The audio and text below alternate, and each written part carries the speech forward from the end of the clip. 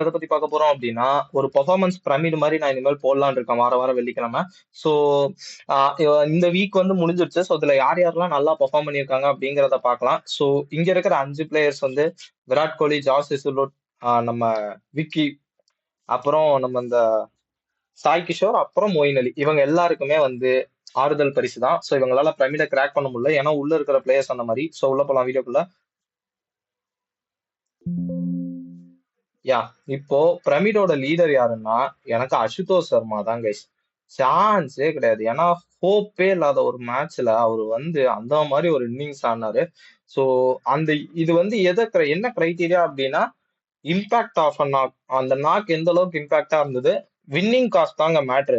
அந்த எவ்வளவு இம்பாக்டா இருந்தாலும் சரி அந்த வின்னிங் காஸ்ட்ல வருதா அப்படிங்கிறது மேட்ரு. அப்புறம் கன்சிஸ்டன்சி இப்ப ஓர வச்சிடலாம். ஏன்னா ஒரு மேட்ச் 2 மேட்ச் தான் ஆடி இருக்காங்க. ஒரு சில டீம் 2 மேட்ச், ஒரு மேக்ஸிமம் டீம் ஒரு மேட்ச் தான் ஆடி இருக்காங்க. ஸோ அதனால அந்த கன்சிஸ்டன்சியை மட்டும் நான் ஓர வச்சிடுறேன். ஆஹ் இப்போ அசுதோஷ் தான் எனக்கு தெரிஞ்சு ஃபர்ஸ்ட் கைஸ். யாராவது இது பிக் டு டிஃபர்னா எனக்கு வாய்ப்பே கிடையாது. 65ல இருந்து 200 ரன் சேஸ் பண்றதெல்லாம் சான்ஸே கிடையாது. சோ அதனால என்னோட பிரமிட்ல அசுதோஷ் சர்மா ஃபர்ஸ்ட். அடுத்த ரோ பாத்தீங்க அப்படின்னா நூர் அகமத், பில் சால்ட், அப்புறம் ஸ்ரேயாஸ் ஐயர். ஆக்சுவலா எனக்கு இதுல ஒண்ணே ஒண்ணுதான். எனக்கு வந்து இந்த இடத்துல நம்பர் 2ல பில் சால்ட்டுக்கு பதிலா நான் நிக்கோலஸ் பூரான் கொண்டு வரணும்னு நினைச்சேன். பட் ஃபர்ஸ்ட் மேட்ச் அவங்க தோத்தனால என்னால கொண்டு வர முடியல. பட் பில் சால்ட்டும் ஈக்குவல் குவாலிட்டி. அந்த ஆர்சிபி மேட்ச்ல பில் சால்ட் ஆன இன்னிங்ஸ் மாஸ்டர் கிளாஸ். செம்ம பேட்டிங் ஒன்னு ஆடினாரு. யாருமே எதிர்பார்க்கல அந்த மாதிரி ஒரு ஸ்டார்ட். அதனாலே ஆர்சிபி ஜெயிச்சிட்டாங்க. அப்புறம் நூர் அகமத் மேஜிக். அந்த மேட்ச் என்ன மாதிரி ஒரு ஸ்பெல்லு. எனக்கு தெரிஞ்சு அந்த மாதிரி ஒரு ஸ்பெல் வந்து ரொம்ப நாள் ஆச்சு சேப்பாக்குல ஒரு பியூர் ஸ்பின்னர் வந்து இப்படி ஒரு ஸ்பெல் போட்டது. அது பார்க்கும்போதே பயங்கரமா அந்த மேட்சையும் நூர் அகமது வந்து ஆல்மோஸ்ட் முடிச்சு கொடுத்துட்டாரு ஃபர்ஸ்ட் ஹாஃப்லயே. அதுக்கப்புறம் கேப்டன் ஸ்ரேயாஸ் ஐயர் அவரோட செல்ஃப்லெஸ்னஸ், அதுக்கப்புறம் அந்த 97 அவர் ஆடின விதம் சான்ஸே கிடையாது. அவர் வந்து கன்வென்ஷனல் பிளேயர், ஸ்ட்ரைக் ரேட் இருக்கா சொல்லிட்டே இருப்பாங்க. அவர் ஸ்ட்ரைக் ரேட் எடுத்து பாருங்க போய். 200 ஸ்ட்ரைக் ரேட்ல ஆடி இருக்காருங்க அந்த இன்னிங்ஸ. தனக்கு 100 வேணாம்னு சொல்லி அவர் விட்டது. சஷாந்த் சிங் அந்த கொஞ்சம் ரன் அடிச்சாரு. அந்த கொஞ்சம் ரன் எவ்வளவு யூஸ்ஃபுல்லா இருந்தது எண்டுல. சோ அதெல்லாம் கன்சிடர் பண்ணும்போது கேப்டன்சிலையும் செம டாக்டிக்கலா இருந்தாரு. ஏன்னா வைஷாக் விஜயகுமார் அவங்க எப்பனாலும் சில டீம் என்ன பண்ணுவாங்கன்னா இம்பாக்ட்ஸ் அப்போ ஃபர்ஸ்ட் ஓவர்ல கொண்டு வந்துருவாங்க. 15 ஓவர் ஃபீல்டு பண்ணிட்டு அதுக்கப்புறமா வந்து அவர் வந்து போடும்போது அவர் ரொம்ப ஒரு மாதிரி ஹெக்டிக்கா இருக்கும் அந்த பவுலருக்கு. 10வது ஓவர்ல கொண்டு வரதுக்கு நீங்க எதுக்குடா அவர் அங்க இம்பாக்ட் அப் பண்றீங்க அப்படின்னு கரெக்டா கொண்டு வந்தாரு. 13வது ஓவர் கொண்டு வந்தாரு. ஒரு ஓவர் ஃபீல்டு நின்னாரு. அடுத்த ஓவர் பவுலிங் போட்டு மேட்சை முடிச்சுட்டு போயினே இருந்தாரு வைஷாக் விஜயகுமார். அந்த மாதிரி ஒரு டாக்டிக்கல் மூவ் பண்ணதுனாலயும் ஸ்ரேயாஸ் ஐயர் வந்து மேல இருக்காரு. வேற எந்த ரீசனுமே கிடையாது. கேப்டன்சி வந்து அவருக்கு அந்த செகண்ட் லெவல் பிரமிட்ல வந்து இடம் பிடிச்சு கொடுத்துருக்கு. சோ இப்ப தேர்ட் லெவல் போலாம். Rachin Ravindra, Krunal Pandya, Ishan Kishan, Shashank Singh, Nicholas Pooran. So actually இதுல பார்த்தோம் அப்படின்னா ஃபர்ஸ்ட் ரச்சின் ரவீந்திரால இருந்தே வருவோம். ஏன் ரச்சின் ரவீந்திரா வந்து நான் மேல வச்சிருக்கேன் அப்படின்னா ருத்ராஜுக்கு மேல நான் யோசிச்சிருக்கேன். ஆக்சுவலா இந்த இடத்துல ருத்ராஜ் வந்திருக்கணும். பட் அந்த கடைசி வரைக்கும் நின்னு முடிச்சு கொடுத்தாரு அந்த மேட்ச. நான் முதல்லயே சொல்லியிருந்தேன். இம்பாக்ட் ஆஃப் த பெர்ஃபார்மன்ஸ் ஒன்னு இருக்கு. அட் வின்னிங் காஸ்ட் அந்த ஜெயிக்கிறதுல அந்த பெர்ஃபார்மன்ஸ் எந்த அளவுக்கு ஒரு இது கொடுத்திருக்கு அப்படிங்கிறதையும் நம்ம பார்ப்போம் அப்படின்னு சொல்லி நான் சொல்லியிருந்தேன். அப்படி பார்க்கும்போது என்ன பொறுத்த வரைக்கும் ருத்ராஜ் கெய்க்வாட் பவர் பிளேல கிழிச்சு கொடுத்துட்டாரு. அது வேற விஷயம். ஆஹ் அதுக்கப்புறம் ஆனாலுமே எனக்கு என்னமோ தோணுச்சு ரச்சின் ரவீந்திரா வந்து எக்ஸப்ஷனல் நாக் ஆடினாரு இன்னைக்கு. கடைசி வரைக்கும் நின்று முடிச்சு கொடுத்தாரு. சோ அதுக்கப்புறம் குருணால் பாண்டியா அந்த மாதிரி ஒரு கட்டாந்தர பிச்சுல அந்த மாதிரி ஸ்பெல் எல்லாம் சான்ஸ் இல்லை. சூப்பரா போட்டாரு. ஒண்ணுமே கிடையாது ஸ்பின்னர்ஸ்க்கு அந்த பிச்சுல. கண்டிப்பா கல்கட்டா பிச்சுல ஸ்பின்னுக்கு ஒண்ணுமே கிடையாது.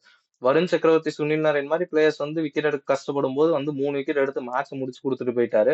சோ அதனால குருணால் பாண்டியா இங்க இருக்காரு. அடுத்து இஷன் கிஷன் அந்த ஒரு 100 அடிச்சாரு. பட் நேத்து மேட்ச்ல பெருசா ஒன்றும் பண்ணல. ஆனாலுமே அந்த 100 வந்து அவங்க டீம் வின் பண்றதுக்கு ரொம்ப யூஸ்ஃபுல்லா இருந்தனால இஷாந்த் சர்மா இங்க இருக்காரு. அதுக்கப்புறம் சஷாங்க் சிங் என்ன மாதிரி பிளேயர் கைஸ். அவரும் லாஸ்ட் இயர்ல இருந்து ரொம்ப கன்சிஸ்டன்டா இருக்காரு.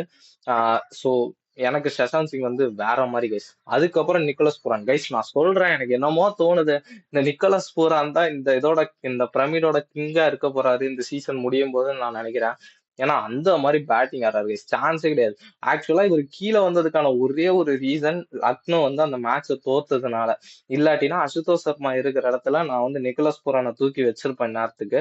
ஏன்னா எனக்கு அவரோட பேட்டிங் அந்த அளவுக்கு பிடிச்சிருக்கு. Best T20 batter. நேத்து மேட்ச் எல்லாம் கிழிச்சு கொடுத்துட்டாரு. SRH கிட்ட மேட்சே இல்ல இவர் அடிச்ச அடியில. அந்த மாதிரி ஒரு பேட்டிங் ஆடினாரு நிக்கோலஸ் புரான். என்ன மாதிரி ஒரு டேலண்ட் கைஸ் ஒரு இது சரியான பேட்டிங் ஆடுறாரு. கிளீன் ஹிட்டிங் தான். சும்மா கட்டார் முடார்லாம் சுத்தல. Clean hitting. அடிச்சா 6 போகுமா? அப்ப நான் அடிப்பேன். அந்த மாதிரி ஆடின்னு இருக்காரு. சோ பயங்கரமான பிளேயர். சோ இவருக்கு கண்டிப்பா வந்து 23 கோர் ஒர்த்து வருமா? அந்த மாதிரி தான் இருக்காரு பிளேயரு. சோ இவர் கண்டிப்பா டாப்ப கிளைம் பண்ணுவாருன்னு நான் நம்புறேன். அதுக்கப்புறம் லார்ட் ஷர்துல் தாக்கூர், ருத்ராஜ் கெய்க்வாட், வைஷாக் விஜயகுமார், குல்தீப் யாதவ், விக்னேஷ் புத்தூர், அப்புறம் மிச்சல் மார்ஷ். சோ இப்ப வந்து இதுக்கு போவோம்.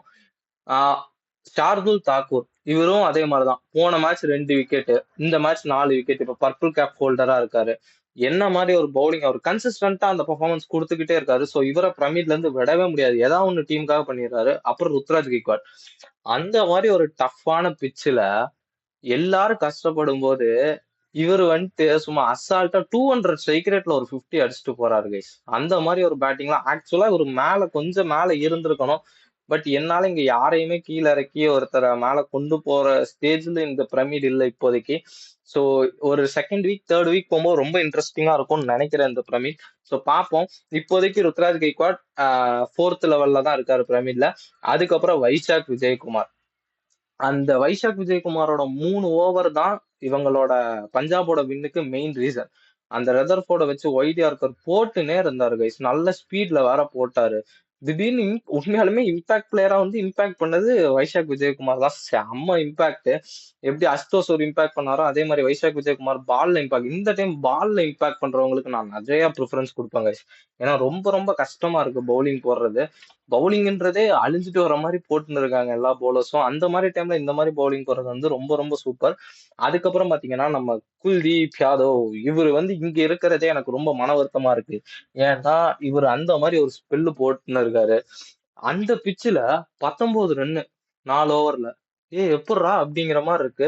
இவரோட இம்பாக்ட் வந்து அந்த டெல்லி வந்து ஜெயிக்கிறதுக்கான ஒரு மெயின் இம்பாக்டா இருந்தது. ஏன்னா 230க்கும் 240க்கும் உள்ள 230க்கும் 210 வந்ததுக்கு காரணமே அந்த டிஃபரன்ஸே குல்தீப் யாதவ் தான் நான் ஃபீல் பண்றேன். அதனால குல்தீப் யாதவ் இங்க இருக்காரு. சோ இப்போ நம்மளோட இதுல தோத்த டீம்ல இருந்து வந்த ஒரே ஒரு பிளேயர் பிரமிட்ல இப்போதைக்கு பாத்தீங்கன்னா விக்னேஷ் புத்தூர் தான் கைஸ். ஏன்னா அந்த பையனோட தைரியம், தில்லுக்கு துட்டும்பாங்கல்ல. சின்ன வயசு பையன் வந்து சென்னை மாதிரி ஒரு டீமுக்கு அகேன்ஸ்டா அந்த மாதிரி ஒரு பவுலிங் போட்டு சிவம் தூபே, ருத்ராஜ் கெய்க்வாட் அந்த மாதிரி பிளேயர்ஸோட விக்கெட் எடுக்கிறான்னா சரக்கு இருக்கு இந்த பையன்ட்டு. அந்த மாதிரி ஒரு டேலண்ட். எனக்கு இன்னும் சில பிளேயர்ஸ் உள்ள கொண்டு வரணும்னு ஆசை. பட் ஆனா அவங்க எல்லாம் வந்து அன்பார்ச்சுனேட்டா லூசிங் சைட்ல இருந்தாங்க. இப்போதைக்கு கொண்டு வர முடியல. பட் கண்டிப்பா டே போக போக நெக்ஸ்ட் வீக் எல்லாம் பாத்தீங்கன்னா எல்லா டீமும் ஒரு 2 மேட்ச் 3 மேட்ச் ஆடி இருப்பாங்க. சோ நிறைய பிளேயர்ஸ் வந்து நிறைய டீம் ஜெயிச்சிருக்கும். நிறைய உள்ள கொண்டு வரலாம். இன்னுமே பிரமிட் இன்ட்ரெஸ்டிங்கா போகும். அதுக்கப்புறம் பார்த்தா நம்ம மிச்சல் மார்ஷ். இவரும் பாத்தீங்கன்னா மிச்சல் மார்ஷ் 2.0 ஆடிட்டு இருக்காரு இந்த ஐபிஎல்ல. ரொம்ப கன்சிஸ்டன்டா இருக்காரு. செம்மையா ஆடுறாரு. நல்ல பேட்டிங் இருக்கு.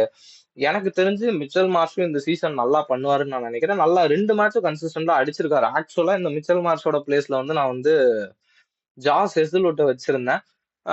பட் இல்லாட்டி விப்ராஜ கொண்டு வரலாமா, விப்பி அவரை கொண்டு வரலாமா அப்படின்னு பார்த்தேன். பட் எனக்கு என்னமோ இவர் நல்லா பண்ணியிருக்காரு. கன்சிஸ்டன்டா பண்றாருன்னு தோணுது.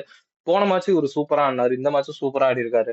ஸோ டெஃபினட்டா Mitchell Marsh fines a place. So இந்த பிரமிட்ல உங்களுக்கு ஏதாவது பிரச்சனை இருந்தா, இல்ல இவர் இங்க வரக்கூடாது ப்ரோ, மாத்தணும் ப்ரோ அப்படின்னா நீங்க சொல்லுங்க. உங்க கமாண்டை எடுத்துக்கிட்டு அடுத்த வாரத்தோட பிரமிட் நம்ம கிரியேட் பண்ணலாம். நான் இன்னொரு கம்யூனிட்டி கிரியேட் பண்றேன். அதுல வந்து உங்களோட பிரமிட்ல யாரெல்லாம் இருக்கணும் அப்படிங்கறத நீங்க போட்டு போங்க கைஸ். ஸோ வீடியோ பிடிச்சிருந்தா நம்ம சேனல் சப்ஸ்கிரைப் பண்ணி ஒரு இந்த வீடியோக்கு ஒரு லைக் போட்டு விட்டுருங்க.